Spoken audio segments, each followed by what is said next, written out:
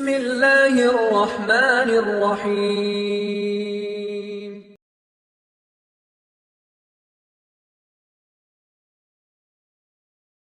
இயற்கையான மனிதர்களுடைய தன்மை என்ன?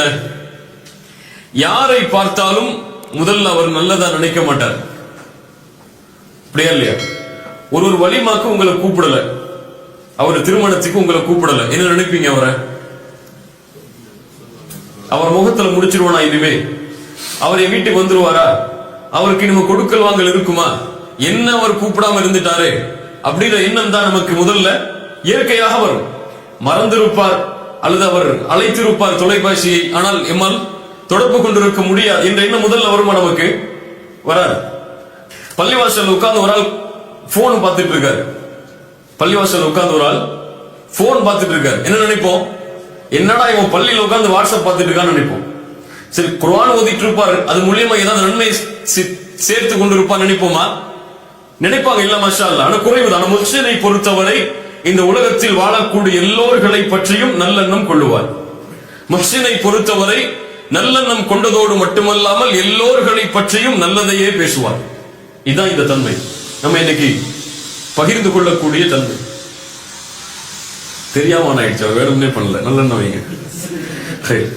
அல்லாஹ்வுடைய தூதர் ஸல்லல்லாஹு அலைஹி வஸல்லம் என்ன சொன்னார்கள்?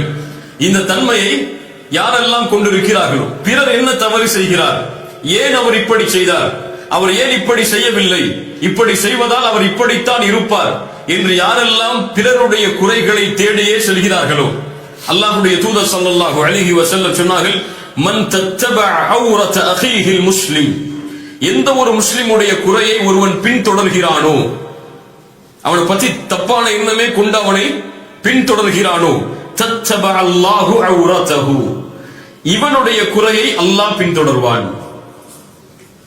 அல்லாஹ் பின்தொடர்ந்தால் யார் அதை மறைக்க முடியும்? வமன் தத்தபஅ அல்லாஹு அவ்ரதஹு, யாருடைய குறையை அல்லாஹ் பின்தொடர ஆரம்பிக்கிறானோ அவர் வீட்டில் இருக்கக்கூடிய நிலையிலேயே தங்களுடைய குடும்பத்தார்களின் மத்தியிலேயே அல்லாஹ் அதை வெளிப்படுத்தி விடுவான். அல்லாஹ்வுடைய தூதருடைய மிகப்பெரிய எச்சரிக்கை. இன்னைக்கு யாரும் இதை பத்தி கவலைப்படுறதே கிடையாது. ஒண்ணு, பிறரை பத்தி குறை பேசும் பொழுது அதுல இவர் சார்ந்து இருப்பார், மௌனமா இருப்பார். இதுவும் அந்த குறைதான், அவருக்கும் இவருக்கும் ஒரே கூலிதான். இல்லை, அவரோடு சேர்ந்து அவரை பற்றி பேசிக் கொண்டிருப்பார். ஏதாவது ஒரு மனிதன் எங்கேயாவது தவறு செய்தால் அவனுக்கும் இவனுக்கும் தொடர்பே இருக்காது, ஆனால் அவனை பற்றி இவன் பேசுவான். யாராவது பேஸ்புக்ல யாரையாவது பற்றி ஸ்டேட்டஸ் போட்டிருப்பாங்க, அதுக்கு இவன் லைக் கொடுத்து கமெண்ட் கொடுத்துட்டு இருப்பான்.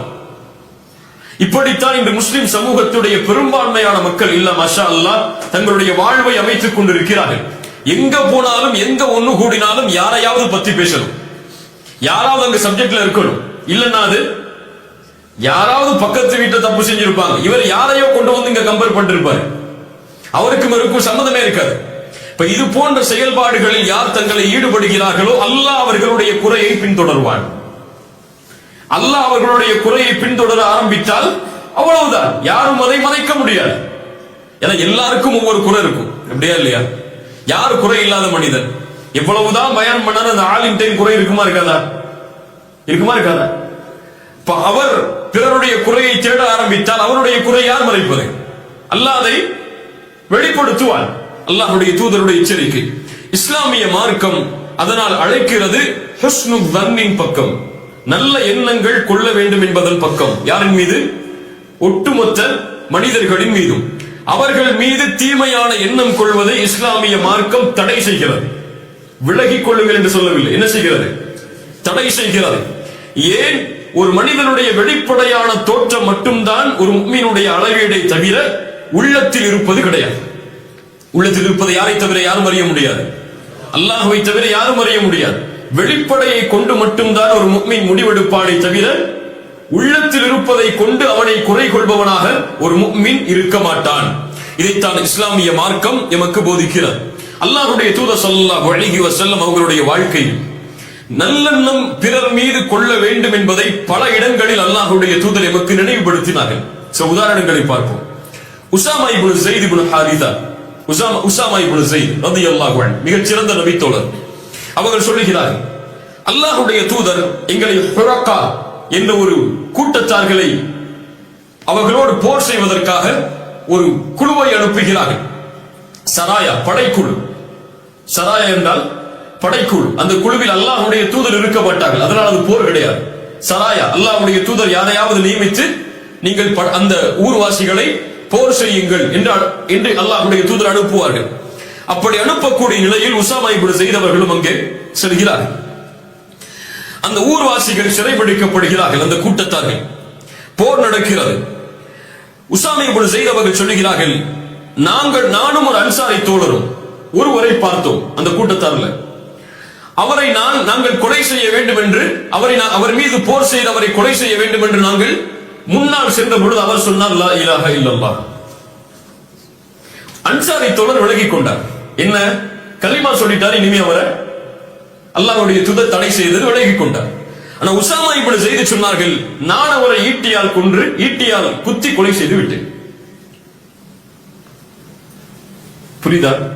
உசாமா இப்னு ஸைத் லா இலாஹ இல்லல்லாஹ் சொன்ன அந்த மனிதரை கொலை செய்து விட்டார். அந்த படை திரும்பி வருகிறது அல்லாஹ்வுடைய தூதரிடத்தில். நடந்த செய்தி அல்லாஹ்வுடைய தூதருக்கு சொல்லப்படுகிறது. அல்லாஹ்வுடைய தூதர் ஸல்லல்லாஹு அலைஹி வஸல்லம் அவர்கள் கேட்டார்கள், யா உசாமா அகதல்தஹு பஅதமா قال لا இலாஹ இல்லல்லாஹ்.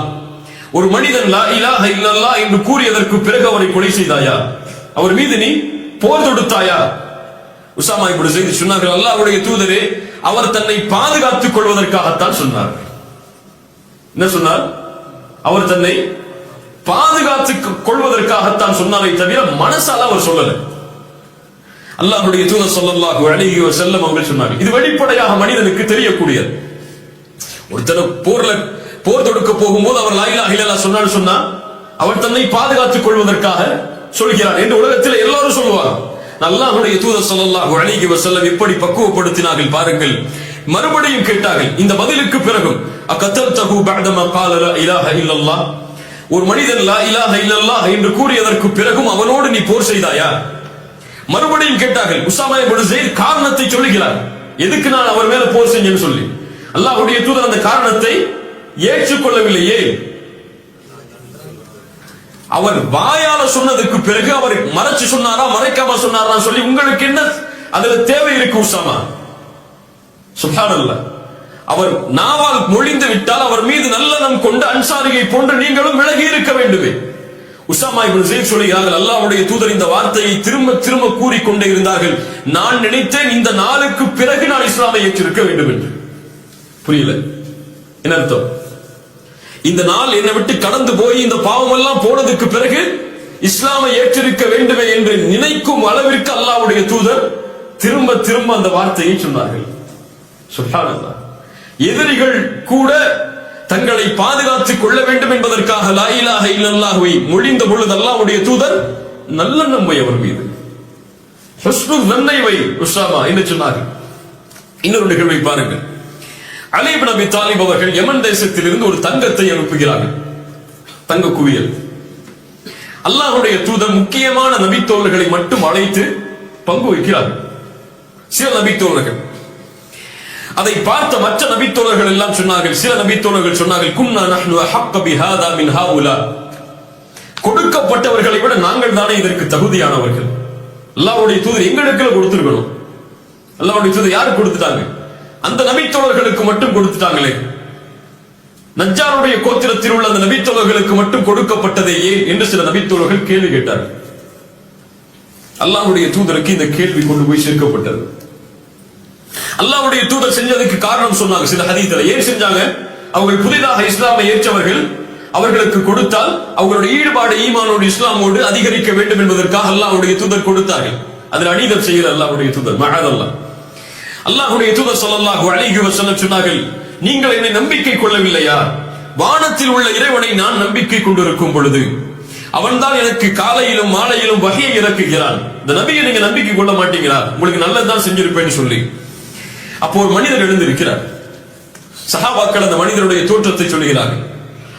அவர் கண்ணு உள்ள போயிருக்கு, அவருடைய கண்ணம் எல்லாம் பெருத்து இருக்கு, அவருடைய நெற்றி கூர்மையா இருக்கு, அவர் ஆடையை கொஞ்சம் இருக்க கட்டி இருக்காரு, கீழாடைய தாடி கோர்வையா இருக்கு, ரொம்ப அடர்த்தியா இருக்கு. அந்த மனிதர் கேட்கிறார், யா ரசூலல்லாஹ் இத்தகில்லாஹ், அல்லாஹ்வுடைய தூதரே அல்லாஹ்வை பயந்து கொள்ளுங்கள். அவர் ஏத்துக்கல இந்த வார்த்தை சொன்னதுக்கு பிறகு. அல்லாஹ்வுடைய தூதர் சொன்னார்கள், வைலக் அலஸ்து அஹக்க அஹ்லில் அர்தி யத்தகில்லாஹ். அல்லாஹ்வை இந்த பூமியிலேயே அதிகமாக பயப்படுபவன் நான் இல்லையா? யாரை பார்த்து சொல்றேன் நீ இப்படி? அல்லாஹ்வுடைய தூதர் ஸல்லல்லாஹு அலைஹி வஸல்லம் பணிவோடு கேட்கிறார்கள். உடனே அந்த மனிதர் எழுந்து திரும்பி போகிறார். இந்த மனிதர் அல்லாஹ்வுடைய தூதரை பார்த்து பயந்து கொள்ளுங்கன்னு சொன்னார். அந்த மனிதர் திரும்பி போகிறார். காலித் இப்னு வலீத் கேட்கிறார்கள், யா ரசூலல்லாஹ், அவருடைய கழுத்தை வெட்டி விடவா? யாரு கோவராது? யார் இந்த பூமியில் தக்குவாவை கற்றுக் கொடுத்தார்கள் அவரை பார்த்து பயந்து கொள்ளுங்கள் என்று தக்குவாவை ஞாபகப்படுத்தினால் நீர் என்ன அர்த்தம்? அதற்கு நேர்மையாக நடந்து கொள்ளுங்கள் என்று அர்த்தம். ஒரு தூதர் அநீதமாக நடந்து கொண்டார் நினைச்சிருக்கார். சஹாபாக்களுடைய கோபம் நியாயமானது. காலித் இப்னு வலீத் கேட்டார்கள், அல்லாஹ்வுடைய தூதர் அவருடைய கழுத்தை வெட்டவா? அல்லாஹ்வுடைய தூதர் ஸல்லல்லாஹு அலைஹி வஸல்லம் சொன்னார்கள், லா லஅல்லஹு அய்யகூன யுஸல்லி. அவர் தொழக்கூடியவராக இருக்கலாம் காலிதே, வேண்டாம். சுப்ஹானல்லாஹ். அவர் ஒரு தீமையை நடக்கிறார். அல்லாஹ்வுடைய தூதர் எதை ஞாபகப்படுத்துறாங்க? அவர் தொழுகையாளியா இருக்கலாம். அதை நினைச்சு பாரு நீ. இதை விட்டு நீ இவர் செஞ்ச இந்த குற்றத்தை விட்டு அவர் தொழுகையாளியா இருக்கலாம்.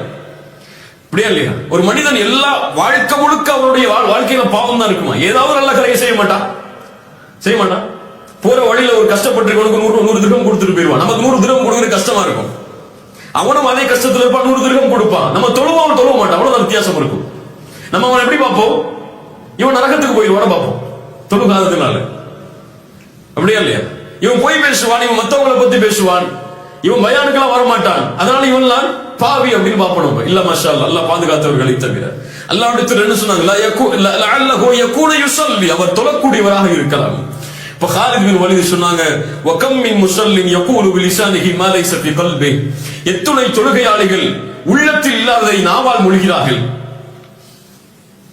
எத்துணை தொழுகையாளிகள் உள்ளத்துல இல்லாத நாவால சொல்றாங்க அல்லாஹ்வுடைய தூதரே. அந்த மாதிரி இவரும் இருப்பார். ஏற்றுக்கொள்ளல காலித் பின் வலீத் அவர்களுக்கு.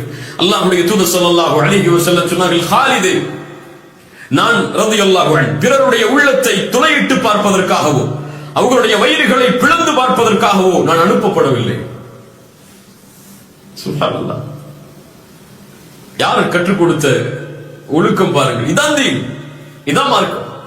பிறருடைய உள்ளத்தை திறந்து பார்ப்பதற்கு நான் அனுப்பப்படவில்லை. அவனுக்கும் அல்லாஹ்வுக்கும் முடியாது. அதனால நான் ஏன் தலையிடணும்? இந்த கண்ணியத்தோடு அல்லாஹ்வுடைய தூதர் நடந்து கொண்டார்கள். இவன் யார் தெரியுமா? திரும்பி போனாரு. எவ்வளவு பெரிய குற்றவாளி தெரியுமா? அல்லாஹ்வுடைய தூதர் சொன்னார்கள், இந்த மனிதர் செல்கிறாரே என்னை விட்டு திரும்ப, இவரில் இருந்துதான் ஒரு சமூகம் உருவாகும். குர்ஆனை ஓதுவார்கள், அவருடைய தொண்டைக்கு கீழே இறங்காது. அம்புகளில் இருந்து, வில்லில் இருந்து அம்புகள் வெளியேறுவதை போன்று ஈமானில் இருந்து அவர்கள் வெளியேறி விடுவார்கள் என்று சொன்ன மனிதர் அவர். அவருக்கு அல்லாஹ்வுடைய தூதர் என்ன சொன்னாங்க? வெளிப்படையை பார்த்து மட்டும் முடிவிடு. அவர் அப்படி கேட்டதனால அவர் காஃபிர், அவர் முஷ்ரிக் நினைச்சு அவரை கொன்றாத. அவர் யார்? தொழுகையாளி. அது போதும் உனக்கு. அவர் மேல நல்லெண்ணம் கொண்டதுக்கு அது ஒண்ணு போதும் காலிதே என்று அல்லாஹ்வுடைய தூதர் ஸல்லல்லாஹு அலைஹி வஸல்லம் பக்குவப்படுத்தினார். இப்ப தூதருடைய ஒட்டுமொத்த வாழ்க்கையிலும் இந்த தன்மையை பார்க்கலாம். யாராவது ஒருவர் தவறு செய்வதாக வந்தால் முதலில் அவரை மக்கள் தவறாக நினைப்பதற்கு முன்னால் அல்லாஹ்வுடைய தூதர் அவருடைய நன்மையை சொல்லி அவரை சாந்தப்படுத்துவார். பின்னாடி பார்ப்போம் பல நிகழ்வுகள். இதைத்தான் அல்லாஹ் நமக்கு கட்டளையிடுகிறான் சூரத்துல் ஹுஜராத்துடைய வசனத்தில், யா அய்யுஹல்லதீன ஆமனு இஜ்தனிபு கஸீரம் மினத்-தன். அதிகமான சந்தேகங்களை விட்டு விலகி விடுங்கள். கணவன் மனைவியின் மீது, மனைவி கணவனின் மீது, பிள்ளைகளின் மீது, பெற்றோர்களின் மீது, உறவினர்களின் மீது, நண்பர்கள் மீது, தொழிலாளிகள் மீது என யாரின் மீதும் அதிகமான சந்தேகம் கொள்ளாதீர்கள். இப்ப குறைவா சந்தேகம் கொள்ளுங்க அர்த்தமா? எல்லையை அல்லாஹ் தடை செஞ்சுட்டான். சந்தேகம் கொள்ளாத யார் மீது. நல்லெண்ணம் வை. இஜ்தனிபு கஸீரம் மினத்-தன். அல்லாஹ் என்ன சொல்லல? இஜ்தனிபு தன், சந்தேகத்தை விட்டு விலகி விடுங்கள் என்று சொல்லல. அல் ஊத்ருக்குல்லன், சந்தேகத்தை விட்டு விடுங்கள் என்று சொல்லவில்லை. என்ன சொல்றான் அல்லாஹ்? இஜ்தனிபு, விலகிக் கொள்ளுங்கள், நெருங்காதீங்கன்னு அர்த்தம். அதுல போகவே செஞ்சிடாதீங்க, சந்தேகம் கொள்ளவே செஞ்சிடாதீங்க யார் மேலே. இஜ்தனிபு கஸீரம் மினத்-தன். இந்த இஜ்தனிபு என்ற வார்த்தை குர்ஆனில் 3 இடங்களில் பயன்படுத்தப்படுகிறது. 3 பாவத்தை விட்டு விலகுவதற்கு அல்லாஹ் இந்த வார்த்தையை பயன்படுத்துகிறார். ஒன்று ஷிர்க், வஜ்தனிபு தாகூத். அவர்கள் தாகூத்தை புறக்கணிப்பார்கள், தாகூத்தை விட்டு விலகுவார்கள். தாகூத் என்றால் ஷைத்தான். சிலை வணக்க வழிபாட்டை விட்டு அவர்கள் விலகுவார்கள். ஷிர்க கட்டிக்கிறதுக்கு அல்லாஹ் சொல்றார், இன்னமல் ஹம்ரு வல் மைசிர் வல் அன்சாபு வல் அஸ்லாமு ரிஜ்சும் மின் அமரி ஷைத்தான் ஃபஜ்தனிபூ. மதுவை அல்லாஹ் தடுப்பதற்கு சொல்றான். மூன்றாவது அல்லாஹ் சொல்கிறான், இஜ்தனிபு கஸீரம் மினத் தன், அதிகமான சந்தேகங்களை விட்டு விலகிக் கொள்ளுங்கள் என்று. ஷிர்க் எதை பாழாக்கும்? ஈமானை பாழாக்கும். ஹம்ர் எதை பாழாக்கும்? மது. மூளைய நாசமாக்கிடும், பாழாக்கிடும். ஹுஸ்னுத்தன் இல்லாமல் தீய எண்ணம் கொள்வது எதை பாழாக்கும்? பிறர் மீது சந்தேகம் கொள்வது, வீணான சந்தேகங்களை பிறர் மீது வைப்பது எதை பாழாக்கும்? உறவை பாழாக்கும். ஒரு கணவன் தன் மனைவி மீது சந்தேகம் கொண்டா அந்த உறவுல நல்லா இருக்குமா? நிம்மதியா வாழ முடியுமா?